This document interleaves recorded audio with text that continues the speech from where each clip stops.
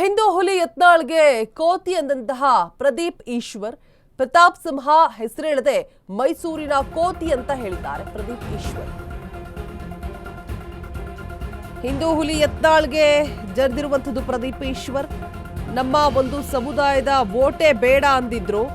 ನಿಮ್ಮ ಸಂತಾನದ ಬಗ್ಗೆ ಮಾತಾಡಿದ್ರು ಸರ್ ಅವರು. ವಿಜಯಪುರದ ಕೋತಿ ಯತ್ನಾಳ್ ಏನ್ ಮಾತಾಡಿದ್ದು, ಮೈಸೂರಿನ ಕೋತಿ ಏನ್ ಮಾತಾಡಿದ್ದು ಎಲ್ರಿಗೂ ಗೊತ್ತಿದೆ ಅಂತ ಹೇಳಿದ್ದಾರೆ.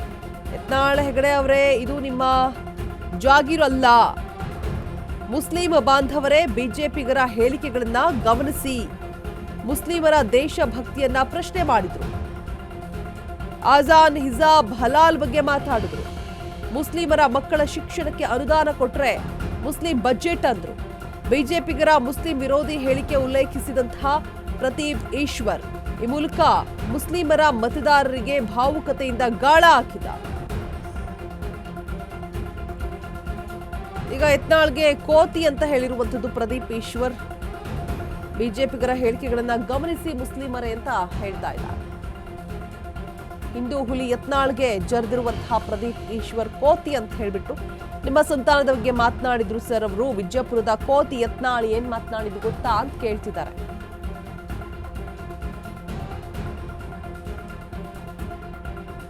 ಯತ್ನಾಳ್ ಹೆಗಡೆ ಅವರೇ, ಇದು ನಿಮ್ಮ ಜಾಗೀರ್ ಅಲ್ಲ. ನಿಮ್ಮ ಸಂತಾನದ ಬಗ್ಗೆ ಮಾತನಾಡಿದ್ರು ಸರ್ ಅವರು. ಮೈಸೂರಿನ ಕೋತಿ ಏನ್ ಮಾತಾಡಿದ್ದು ಎಲ್ರಿಗೂ ಗೊತ್ತಿದೆ. ವಿಜಯಪುರದ ಕೋತಿ ಯತ್ನಾಳ್ ಏನ್ ಮಾತನಾಡಿದ್ದು ಗೊತ್ತಿದ್ದು ಮುಸ್ಲಿಂ ಬಾಂಧವರೇ, ನೀವೆಲ್ಲರೂ ಕೂಡ ಬಿಜೆಪಿಗರ ಹೇಳಿಕೆಗಳನ್ನ ಗಮನಿಸಿ ಅಂತ ಹೇಳ್ತಾ ಇದ್ದಾರೆ.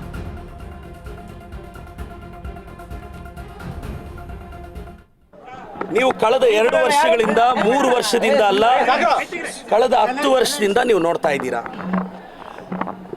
ಬಿಜೆಪಿಯ ಕೇಂದ್ರದ ಮಾಜಿ ಸಚಿವರು, ಮಾಜಿ ಎಂಪಿಗಳು, ರಾಜ್ಯಾಧ್ಯಕ್ಷರು ಎಲ್ಲರೂ ಮುಸ್ಲಿಂ ಸಮುದಾಯವನ್ನು ಎಷ್ಟು ಕೆಟ್ಟದಾಗಿ ಮಾತಾಡಿದ್ರು. ಅವ್ರ ದೇಶಭಕ್ತಿನ ಕೇಳಿದ್ರು. ಅದ್ಯಾವುದೋ ದೇಶಕ್ಕೆ ಹೋಗಿ ಅಂದ್ರು. ಅವ್ರ ಅಜಾನ್ ಬಗ್ಗೆ ಪ್ರಶ್ನೆ ಕೇಳಿದ್ರು, ಪ್ರಾರ್ಥನೆ ಬಗ್ಗೆ ಪ್ರಶ್ನೆ ಕೇಳಿದ್ರು. ಅವ್ರ ಅಂಗಡಿಯಲ್ಲಿ ಏನು ತಗೋಬಾರ್ದು ಅಂತ ಕ್ಯಾಂಪೇನ್ ಮಾಡಿದ್ರು. ಹಲಾಲ್ ಬಗ್ಗೆ ಮಾತಾಡಿದ್ರು, ಹಿಜಾಬ್ ಬಗ್ಗೆ ಮಾತಾಡಿದ್ರು. ಹಿಂಗೆಲ್ಲ ಮಾತಾಡಿದ್ರು. ನಾವು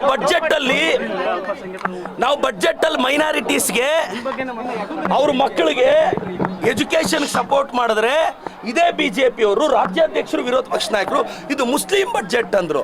ನಾವು ಗೌರವ ಕೊಟ್ಟು ಮೈನಾರಿಟೀಸ್ನ ಎಂಪವರ್ ಮಾಡ್ತಿದ್ರೆ ಇವತ್ತು ನಾವು ಅವ್ರಿಗೆ ಗೌರವ ಕೊಡ್ತಿದ್ದೀವಿ. ಎಸ್, ಶಾಮನೂರ್ ಸಾಹೇಬ್ರ ಮನೆಯಲ್ಲಿ ಅವರು ತೀರ್ಕೊಂಡಿರೋದ್ರಿಂದ ಅದು ಸಂಪ್ರದಾಯ, ಸಮರ್ಥ ಕೊಟ್ಟಿದ್ದೀವಿ. ನಾನು ರಿಕ್ವೆಸ್ಟ್ ಮಾಡೋದಿಷ್ಟೇ, ಸಮರ್ಥ ಒಂದು ಹೊಸ ಜನರೇಷನ್ ಹುಡುಗ, ದಯವಿಟ್ಟು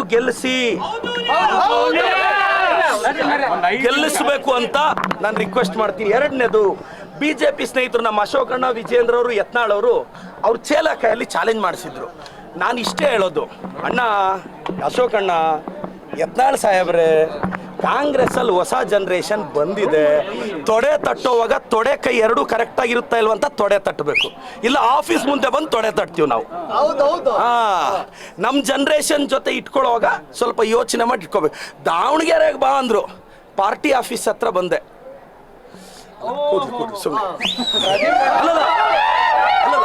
ನಾನು ಮತ್ತೆ ಇದು ಏನೇನೋ ಅರ್ಥ ಕಲಿಸ್ಬೇಡಿ, ಸುಮ್ಮನೆ ಧೂಳಿದೆ. ಡಯಾಬಿಟಿಸ್ಗೆ ಮೆಡಿಸಿನ್ ತಗೊಂಡು ಶುಗರ್ ಕಂಟ್ರೋಲ್ ನಲ್ಲಿದ್ದೀರಾ?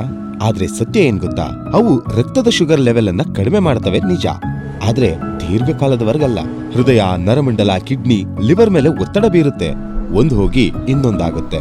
ಮೆಹಾಟೋನ್ ಕೇರಳದ ಆಯುರ್ವೇದ ಫಾರ್ಮುಲೇಷನ್. ಇದು ಶುಗರ್ ಮಾತ್ರ ಕಂಟ್ರೋಲ್ ಮಾಡಲ್ಲ, ಇಡೀ ಮೆಟಾಬಾಲಿಕ್ ಬ್ಯಾಲೆನ್ಸ್ ಅನ್ನೇ ರಿಪೇರಿ ಮಾಡಿಬಿಡುತ್ತೆ.